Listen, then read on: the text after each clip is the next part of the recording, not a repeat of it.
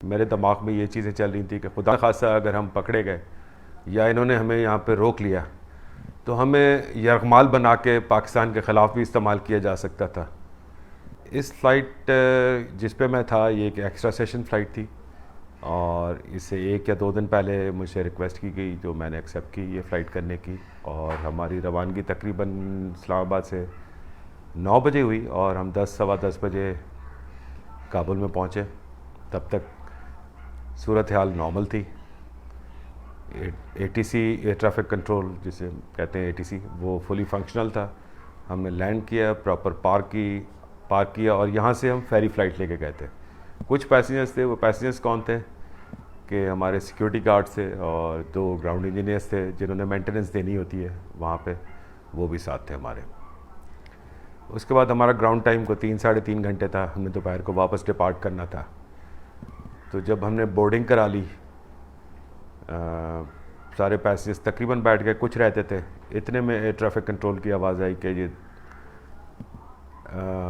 Due to some emergency in the ATC ہم evacuate کر رہے ہیں کنٹرول ٹاور کو، اپنی جگہ کو ڈسلوکیٹ کرتے ہوئے ہم موبائل یونٹ میں شفٹ کر رہے ہیں اور پھر آپ کو کال بیک کریں گے۔ اتنی دیر میں آئی کوڈ سی کہ لوگ مختلف جگہوں سے کچھ دوڑتے ہوئے آ رہے تھے، جو مجھے کچھ حالات نارمل نہیں لگے۔ بہرحال میں نے یہاں کمپنی سے رابطہ کیا اسلام آباد میں، ان کو بتایا، پھر انہوں نے کہا جی ہم سب کو بتا کے پھر آپ کو کال بیک کرتے ہیں۔ 5-10 منٹ میں ان کے کال آئی مجھے، تو انہوں نے یہ بتایا کہ وہاں پہ کہ وہ ٹاور شفٹ کر رہے ہیں، اور ہماری ATC سے بات ہوئی ہے، وہ جو ہی وہاں پہ آئیں گے، کیونکہ ابھی وہ ایئرپورٹ انہوں نے سول کے لیے بند کر دیا ہے، وہ اپنے ٹروپس کو ایویکویٹ کر رہے ہیں، تو وہ آپ کو 15 منٹ میں پش بیک دے دیں گے۔ انہوں نے مجھے یہ بتایا کہ ہمارا CEO، ہمارا ڈائریکٹر فلائٹ آپس اور باقی تمام فلائٹ آپریشن کی ٹیم جو تھی، they are in the loop. تو ٹاور نے جب رابطہ کیا تو سب سے پہلے انہوں نے ہمارا جو کمپنی 777 تھا اس کو روانہ کیا وہاں سے، اس کے بعد ایک اور ایئر لائنر تھا قطر ایئر ویز، ان کو روانہ کیا، پھر ایئر انڈیا کا ایک جہاز تھا اس کو روانہ کیا۔ آخر میں ہم تھے، جب ہماری باری آئی تو انہوں نے کہا کہ جی ہم سول ایئر کرافٹ ٹریفک کے لیے یہ سسپینڈڈ ہے آپریشنز۔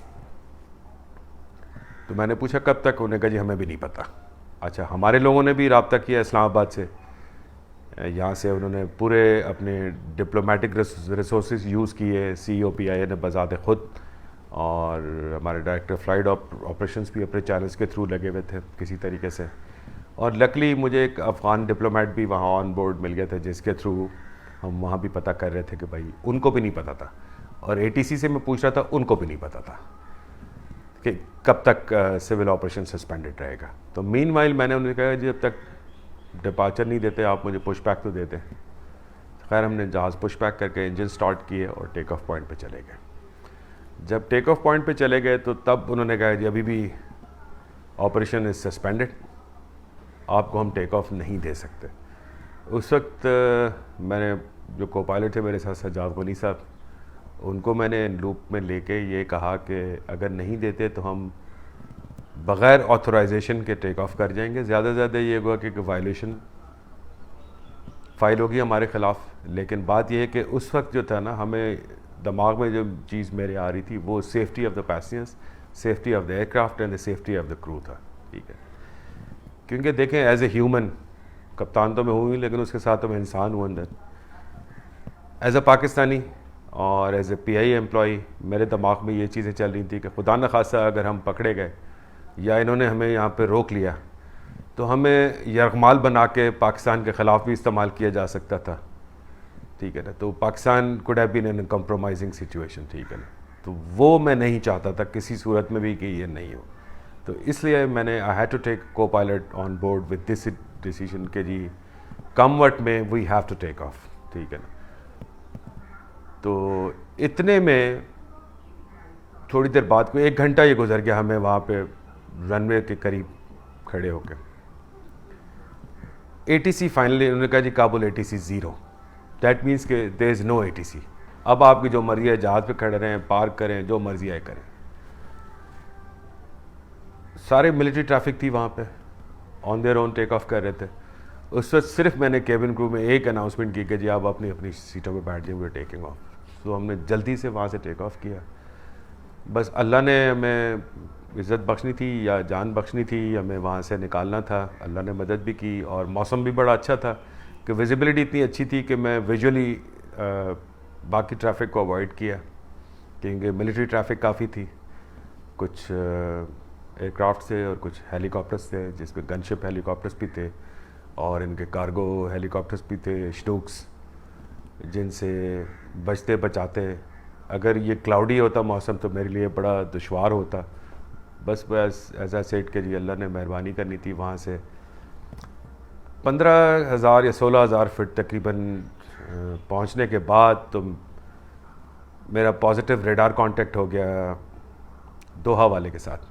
دوحہ جو کابل کا ATC جو ہے وہ دوحہ میں بیٹھ کے وہ رن کرتے ہیں واک پہ بیٹھ کے. انہوں نے پھر ہمیں مزید ٹریفک سیپریشن دی, ریڈار ہیڈنگز دے کے ڈفرینٹ اس پہ. پھر انہوں نے افغانستان ایئر اسپیس کراس کرا کے, تو that's how we got into the Pakistani airspace. ہم نے جو ٹیک آف کیا یہ کوئی شام کے 6:25 کلوز ٹو مغرب ٹائم تھا. میرے خیال سے اگر ہم تھوڑی سی بھی ڈیلے کر دیتے تو یا وہ موب آ جاتا, جو آپ نے دیکھا ہے کہ وہاں پہ لوگ آ گئے تھے جہازوں پہ آگے پیچھے. اب کچھ نہیں پتا آپ کو کیا ہوتا, کیونکہ ہمارے ذہنوں میں تو پکچر کلیئر نہیں تھی نا کہ ایکچولی کیا ہو رہا ہے. Because all I could see was کہ ملٹری فلائنگ آل اراؤنڈ, گن شپ ہیلی کاپٹرس فلائنگ آل اراؤنڈ. ٹھیک ہے, کچھ تو فلیئرس بھی چھوڑ رہے تھے اپنی پروٹیکشن کے لیے تاکہ ہیٹ سیکنگ مسل ان کو نہ لگے, اور شیلنگ بھی کر رہے تھے دور دراز علاقوں میں, دور سے نظر آ رہا تھا. اور پھر ہمارے پاس ایک اور چیلنج تھی کہ جب پیسنجرس کافی دیر سے جو بیٹھے ہوئے تھے وہ نہ پینک کر جائیں, پھر ان کو کام ڈاؤن رکھنا, جو کہ کیبن کرو نے بڑا ساتھ دیا ہمارا اس بات پہ. ٹھیک ہے, پھر ہمارے انجینئرس بھی تھے آن بورڈ, ہمارے سیکورٹی کے اسٹاف بھی آن بورڈ تھا ASF کا. So that's how we got out.